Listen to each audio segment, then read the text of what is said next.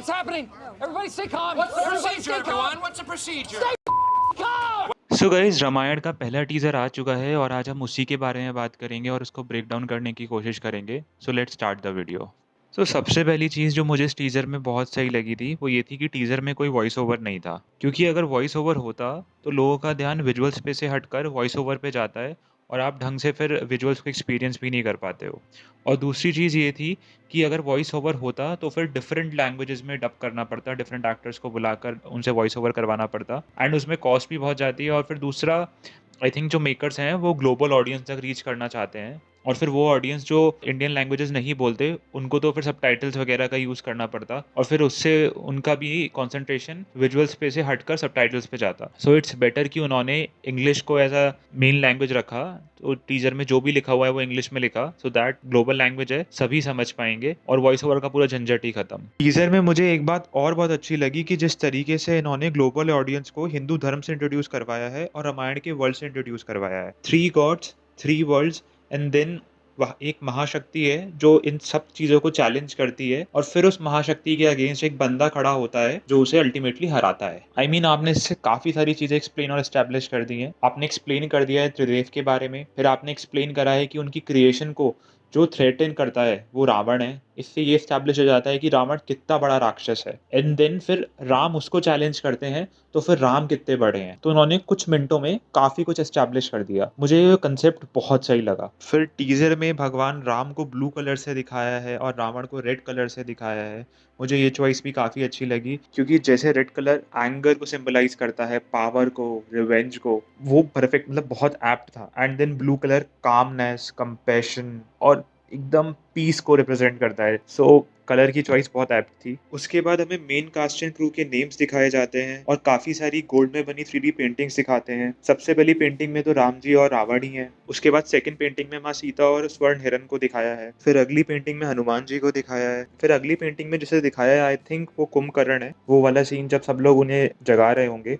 I think ये वही scene है। नेक्स्ट सीन में जटायु और रावण को दिखाया है। आई थिंक ये वो सीन होगा जब वो माँ सीता को लेके जा रहा होगा एंड जटायु उन्हें रोकते हैं। एंड देन नेक्स्ट सीन में भगवान राम शिव धनुष को तोड़ रहे हैं, वो दिखाया है। एंड देन नेक्स्ट सीन में आई थिंक लक्ष्मण और शूर्पणखा है, जब लक्ष्मण और शूर्पणखा की नाक काट रहे होते हैं। फिर नेक्स्ट पेंटिंग में वो सीन है जब जटायु को रावण मार देता है। देन नेक्स्ट सीन में सोने की लंका को दिखाया है। फिर ये वाली जो पेंटिंग है आई थिंक ये भगवान राम किसी राक्षस को मार रहे हैं। अब ये राक्षस या तो शायद बालकांड के समय की बात है जब विश्वामित्र लेके जाते हैं राम जी को अपने साथ, या फिर जब वनवास के समय की बात हो सकती है।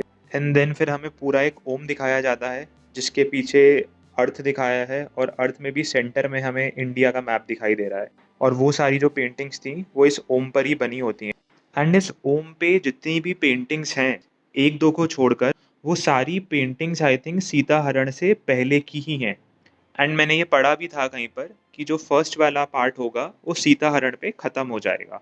तो अगर हम कुंभकर्ण वाला वो पेंटिंग छोड़ दें और राम जी और रावण वाली पेंटिंग छोड़ दें तो उसके अलावा बाकी सारी पेंटिंग्स जो हैं वो सीता हरण से पहले की या सीता हरण के टाइम की हैं।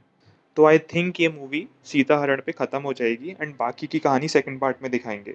इसके बाद रामायण का टाइटल लिख कर आता है एंड मुझे वो बहुत सही लगा कि वो हिंदी की बजाय संस्कृत में लिख कर आता है, क्योंकि यही वो लैंग्वेज है जिसमें वाल्मीकि जी ने इस ग्रंथ को लिखा था।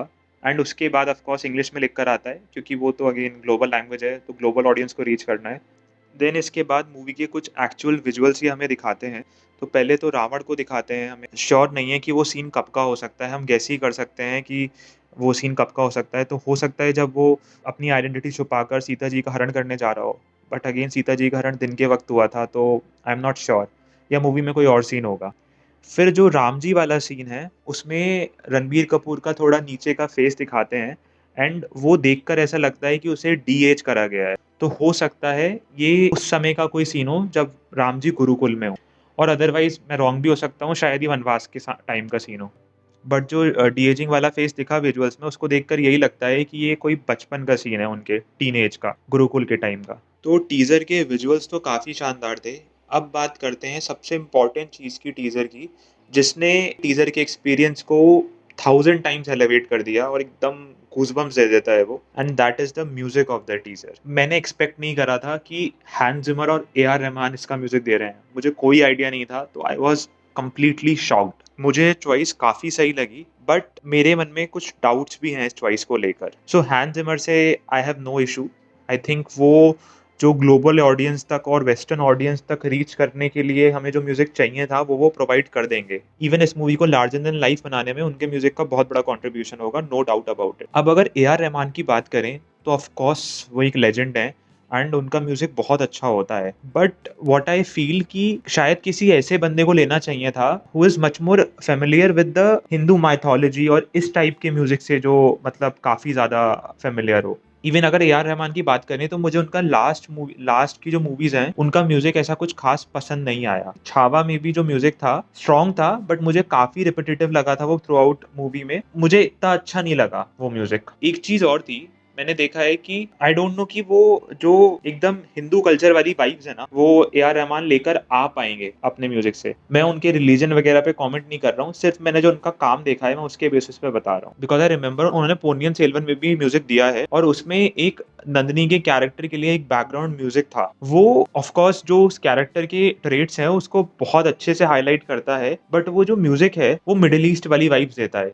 एकदम कोई अरेबिक म्यूजिक बज रहा हो जैसे। एंड वी नो कि ये एक इंडियन स्टोरी है, Nandini is a Hindu character, तो जो इंस्ट्रूमेंट्स वगैरह यूज होते हैं ना उस म्यूजिक में, वो बिल्कुल भी इंडियन वाइब्स देते ही नहीं है। तो मेरा पर्सनल ये था कि इन्हें एम किरावनी सर को हायर करना चाहिए था इस चीज के लिए। हमने उनका काम देखा हुआ है बाहुबली, आरआरआर और काफी इंडियन मूवीज में, और उनका म्यूजिक ना बहुत अच्छी तरीके से इंडियन कल्चर को अपने रिप्रेजेंट करता है। आई मीन जब आरआरआर में वो सीन होता है, रामचरण एज राम बन के आते हैं उसमें, तो वो जिस तरीके के लिरिक्स होते हैं उसमें, जो श्लोक होते हैं संस्कृत के, जो नीचे जो बैकग्राउंड में बज रहे होते हैं, और जो म्यूजिक होता है वो बहुत शानदार है। मतलब पूरे राम जी के कैरेक्टर को वो एक्सप्लेन करते हैं उस लाइन में, भीम के कैरेक्टर को एक्सप्लेन करते हैं। तो personally if you would ask me, तो मैं चाहता हूँ था कि एम किरावनी सर को इन्हें हायर करना चाहिए था म्यूजिक के लिए विद हैंस जिमर, तो अलग ही मजा आता। एंड मैं ये नहीं कह रहा कि ए आर रहमान इसे पुल ऑफ नहीं कर सकते, बट वो मूवी देखकर ही पता चलेगा कि उनका काम कैसा है। मुझे इस बात को लेके काफी डर लग रहा है ऑनेस्टली, कि वो रामायण का जो